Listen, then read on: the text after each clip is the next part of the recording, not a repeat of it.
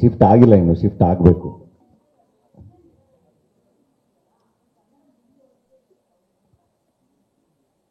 ಇಲ್ಲ ಇಲ್ಲ, ಅದ್ರದ್ದು ಕಾಂಟೆಂಟ್ ನಮ್ದೇನೆ, ಆದರೆ ಕನ್ನಡದಲ್ಲಿ ನನ್ನ ಬರವಣಿಗೆಯಲ್ಲಿ ಟ್ರೈ ಮಾಡಿದೆ ನಾನು. ಆಮೇಲೆ ಇದು ಮೋಸ್ಟ್ಲಿ ಯಾರಿಗೂ ಅರ್ಥ ಆಗಲ್ಲ, ತುಂಬ ಕಷ್ಟ ಆಗುತ್ತೆ ಅಂತ ನಮ್ಮ ಬಾದಲ್ ಹತ್ರನೇ ಬರ್ಸಿದ್ದು. ಯಾಕಂದರೆ ಬಾದಲ್ದು ಹ್ಯಾಂಡ್ ರೈಟಿಂಗ್ ತುಂಬ ಚೆನ್ನಾಗಿತ್ತು. ಸೊ ಅದರಲ್ಲೇ ಬರ್ಸಿದ್ದು.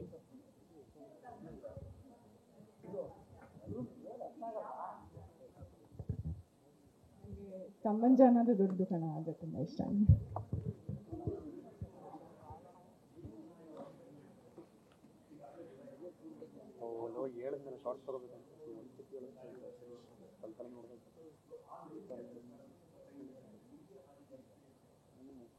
ಆ ಥರ ಟೈಮ್ ತೊಗೊಳಕ್ಕೆ ಇಲ್ಲ ಸರ್. ಅದನ್ನ ಯೋಚನೆ ಮಾಡಿದಷ್ಟು ಕಷ್ಟ ಅನಿಸುತ್ತೆ. ನಮ್ಮ ಪಾಡಿಗೆ ನಮ್ಮ ಥರ ಇದ್ದರೆ ಅದೇನು ಪ್ರಾಬ್ಲಮ್ ಅಂತ ಇಲ್ಲಿ ತನಕ ಅನಿಸಿಲ್ಲ.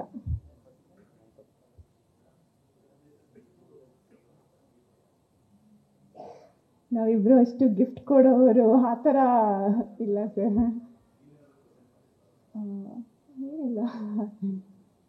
ಏನಿಲ್ಲ, ಯಾವಾಗಾರು ಅರ್ಜೆಂಟಿಗೆ ಈ ಬಟ್ಟೆ ಅದು ಇದು ಬೇಕು ಅಂದರೆ ಶಾಪಿಂಗ್ ಮಾಡ್ತಾ ಇರ್ತಾರೆ ಮಧ್ಯ.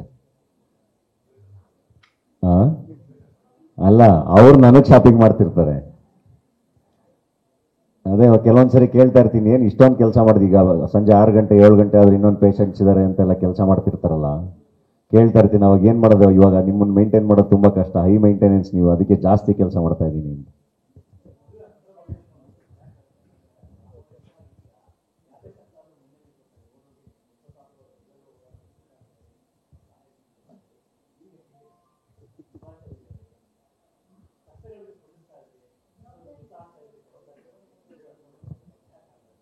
ಯಾವ ಕಷ್ಟಗಳಿಗೆ?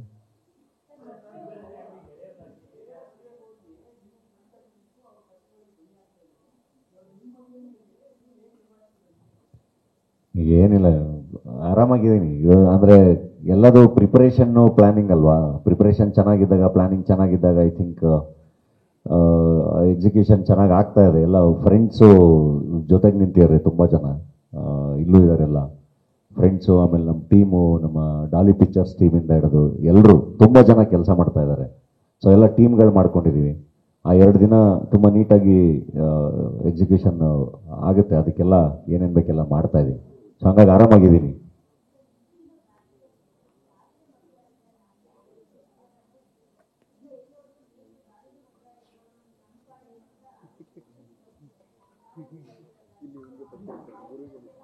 ಎಲ್ಲ ಬ್ಯಾಚುಲರ್ಸ್ಗೂ ಮದುವೆ ಆಗ್ಬಿಡಿ ಅಂತಲೇ ಹೇಳ್ತೀನಿ. ಟೈಮಿಗೆ ಕರೆಕ್ಟಾಗಿ ಮದುವೆ ಆಗಿ, ಯಾವತ್ತಾರು ಒಂದಿನ ಆಗಲೇಬೇಕು. ನೀವು ಆಗಲಿಲ್ಲ ಅಂದರೂ ಮಾಡೇ ಮಾಡ್ತಾರೆ.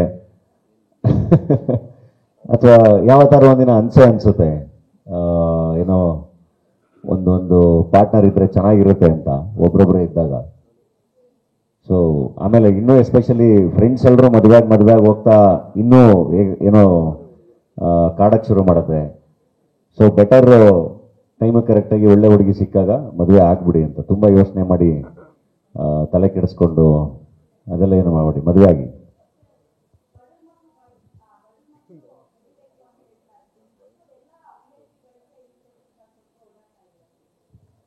ಯಾಕೆ ಕೊಡಬಾರ್ದು ಅವ್ರಿಗೆಲ್ಲ ಇನ್ವಿಟೇಷನು?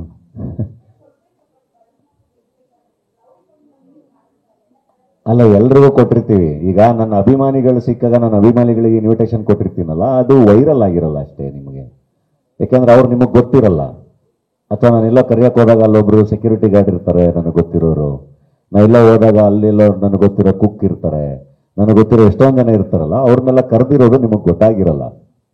ಸೊ ಹಂಗಾಗಿ ಆ್ಯಂಡ್ ಬಡವ್ರ ಮಕ್ಕಳು ಬೆಳಿಬೇಕು ಕಂಡ್ರೆ ಅಂತ ಹೇಳಿರೋದ್ರದ್ದು ಅರ್ಥ ತುಂಬ ಕ್ಲಿಯರಾಗಿ ಮತ್ತೆ ಎಕ್ಸ್ಪ್ಲೈನ್ ಮಾಡ್ತೀನಿ ಕೇಳಿ. 4 ಜನಕ್ಕೆ ನಮ್ಮ ಜರ್ನಿ ಇನ್ಸ್ಪೈರ್ ಆಗಿ ಅವರು ಬೆಳಿಬೇಕು ಅನ್ನೋ ಕಾರಣಕ್ಕೆ ಹೇಳಿರೋದು. ಅದು ನನಗೇನೋ ಹೆಲ್ಪ್ ಆಗಲಿ ಅನ್ನೋ ಥರ ಹೇಳಿಲ್ಲ. ನಾನು ಕಷ್ಟಪಟ್ಟು ಕೆಲಸ ಮಾಡಿಕೊಂಡೇ ಬೆಳೆದಿರೋದು. ಯಾವುದೋ ಡೈಲಾಗ್ ಹೇಳ್ಕೊಂಡು ಎಲ್ಲ ಬೆಳೆದಿಲ್ಲ. ನನ್ನ ಎಫರ್ಟ್, ನನ್ನ ಆನೆಸ್ಟ್ ಎಫರ್ಟ್ಗಳು ಇಟ್ಕೊಂಡೆ ನಾನು ಹೀರೋ ಆಗಿ, ವಿಲನ್ ಆಗಿ, ಮತ್ತೆ ನಾನೇ ಪ್ರೊಡಕ್ಷನ್ ಮಾಡಿಕೊಂಡು ಎಲ್ಲ ನನ್ನ ಎಫರ್ಟ್ಗಳಿಂದನೇ ಇಲ್ಲಿವರೆಗೂ ಬಂದಿರೋದು, ಮುಂದೆ ಕೂತಿರೋದು. ಬಿಟ್ಟರೆ ಯಾವುದೋ ಒಂದು ಸ್ಟೇಟ್ಮೆಂಟಿಂದ ಅಲ್ಲ. ಆ್ಯಂಡ್ ಆ ಸ್ಟೇಟ್ಮೆಂಟೂ ಕೂಡ it is for the people. ನಾನು ಹೇಳ್ತಿರೋದು 4 ಜನಕ್ಕೆ ಇನ್ಸ್ಪೈರ್ ಆಗಬೇಕಲ್ವ. ಈಗ ನಮಗೇನೋ ಏನಾದರೂ ಒಂದು ಸ್ವಲ್ಪ ಡಲ್ ಹೊಡೆದಾಗ, ಏನೋ ಆಗ್ತಿಲ್ಲ ಅಂತ ಅನಿಸಿದಾಗ ನಾವೇ ಒಂದಿಷ್ಟು ಜರ್ನಿಗಳನ್ನ ಯಾವಾಗಲೂ ನೋಡ್ತಾ ಇರ್ತೀವಿ. ಓಕೆ, ಇದು ಚೆನ್ನಾಗಿತ್ತು, ನಾವು ಹಿಂಗೆ ಆಗ್ಬೋದು ಅಂತ ಹೇಳಿ. ಹಾಗೆ 4 ಜನಕ್ಕೆ ಇನ್ಸ್ಪೈರ್ ಮಾಡೋಕ್ಕೆ ಹೇಳಿದಂಥ ಮಾತದು. ಆ್ಯಂಡ್ ಡೆಫಿನೆಟ್ಲಿ ಬಡವ್ರ ಮಕ್ಕಳು ಬೆಳಿಬೇಕು, ಆ್ಯಂಡ್ ಬೆಳೆದು ಅವರು ಸೆಲೆಬ್ರೇಟ್ ಮಾಡಬೇಕು, ಅವರು ಇನ್ನೂ ಎಲ್ಲರನ್ನೂ ಇನ್ವೈಟ್ ಮಾಡಬೇಕು, ಅವರು ಜೋರಾಗಿ ಮದುವೆ ಮಾಡ್ಕೊಳ್ಳಿಕ್ಕೆ ಖುಷಿ ಅಲ್ವಾ ಅದರಲ್ಲಿ. ಆ್ಯಂಡ್ ದೊಡ್ಡ ಅಂದರೆ ಎಲ್ಲರನ್ನೂ ಈಗ ಒಂದು ವೇದಿಕೆಯಲ್ಲಿ ಎಲ್ಲರನ್ನೂ ಭೇಟಿ ಮಾಡಿರ್ತೀವಿ, ಆ್ಯಂಡ್ ಎಲ್ಲರೂ ಬಂದು ಹರಿಸ್ಬೇಕು ಅನ್ನೋದು ಇಟ್ಸ್ ಗುಡ್ ಅಲ್ವಾ. ಎಲ್ಲರೂ ಬಂದು ಖುಷಿಯಾಗಿ ಒಂದು ಮದುವೆಗೆ ಆಶೀರ್ವಾದ ಮಾಡೋದ್ರೆ ಬಹಳ ಚೆನ್ನಾಗಿರುತ್ತೆ. ಆ್ಯಂಡ್ ಇನ್ನೂ ಒಂದಿಷ್ಟು ಪ್ರಶ್ನೆಗಳನ್ನ ನೋಡಿದೆ, ಇವ್ರನ್ನ ಕರಿತಾ ಇದ್ದಾರೆ, ಅವ್ರನ್ನ ಕರಿತಾ ಇದ್ದಾರೆ, ಅವ್ರನ್ನ ಕರಿತಾ ಇದ್ದಾರೆ ಅಂತ. ಯಾಕೆ ಎಲ್ಲರನ್ನೂ ಕರಿಬಾರದು ಅಂತ, ಯಾಕೆ ಎಲ್ಲರನ್ನೂ ಕರಿಬಾರ್ದು? ನಾನು ಹೇಳ್ತಿರೋದು ನಾವು ನಮ್ಮ ಯಾರ ಜೊತೆನಾದ್ರು ಏನಾದ್ರು ಡಿಫ್ರೆನ್ಸಸ್ ಇದ್ರೂ ಅವ್ರನ್ನೂ ಕರಿಬೇಕಲ್ವ. ಒಂದು ಹಳ್ಳಿಲಿ ಅಣ್ಣ ತಮ್ಮದಿರೇ ಕಿತ್ತಾಡ್ಕೊಂಡಿರ್ತಾರೆ, 2-3 ಪಾರ್ಟಿ ಮಾಡ್ಕೊಂಡಿರ್ತಾರೆ, ಏನೇನೋ ಜಗಾಡಿರ್ತಾರೆ, ಎಲ್ಲ ಮಾಡಿರ್ತಾರೆ, ಮಾತೇ ಬಿಟ್ಟಿರ್ತಾರೆ. ಒಂದು ಮದುವೆ ಸಮಾರಂಭ ಅಂತ ಬಂದರೆ, ನಮ್ಮ ಮನೇಲಿ ಒಂದು ಫಂಕ್ಷನ್ ನಡೀತಾ ಇದೆ, ನಾನು ಹೋಗಿ ಎಲ್ಲರನ್ನೂ ಕರಿಬೇಕು ಅಂತ ಹೋಗಿ ಎಲ್ಲರನ್ನೂ ಕರೀತಾರೆ ಅವರು.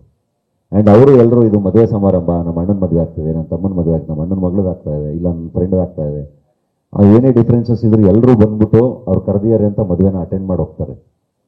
ಸೊ ಈ ಥರದ್ದು ಒಂದು ಶುಭ ಸಮಾರಂಭ ಎಲ್ಲರೂ ಸೇರೋಕ್ಕೆ ಒಂದು ಅದ್ಭುತವಾದ ವೇದಿಕೆ ಆದರೆ ಅದರಲ್ಲಿ ತಪ್ಪೇನಿದೆ. ಹಾಗಾಗಿ ಎಲ್ಲರೂ ಬರಬೇಕು, ಎಲ್ಲ ತುಂಬ ಖುಷಿಯಿಂದ ಬಂದು ಎಲ್ಲರೂ ಹರಿಸ್ಬೇಕು.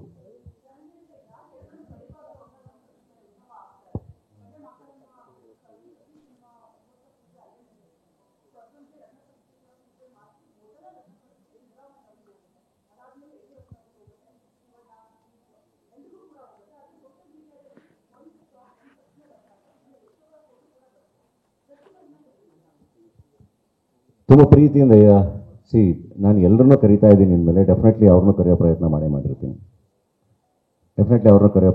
ಮಾಡಿರ್ತೀನಿ. I try to reach him, I can't reach him. So ತುಂಬ ಪ್ರೀತಿಯಿಂದ ಅವ್ರನ್ನೂ ಕೂಡ ಇಲ್ಲೇ ಕರಿತೀನಿ.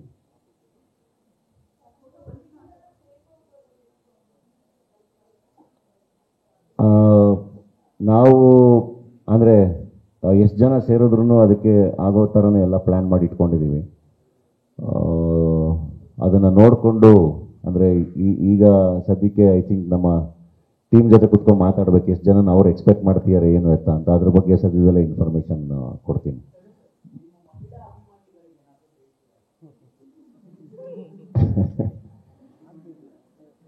ಇಲ್ಲ, ಅವರು ಎಲ್ಲ ತುಂಬ ಖುಷಿಯಾಗಿದ್ದಾರೆ, ತುಂಬ ಖುಷಿಯಾಗಿ ಅವರು ಎಲ್ಲ ವಿಶ್ ಮಾಡ್ತಿದ್ದಾರೆ. ನ್ಯೂಸ್ ಫಸ್ಟ್, ನಿರ್ಭೀತಿಯಿಂದ ನಿಮ್ಮ ಪರವಾಗಿ.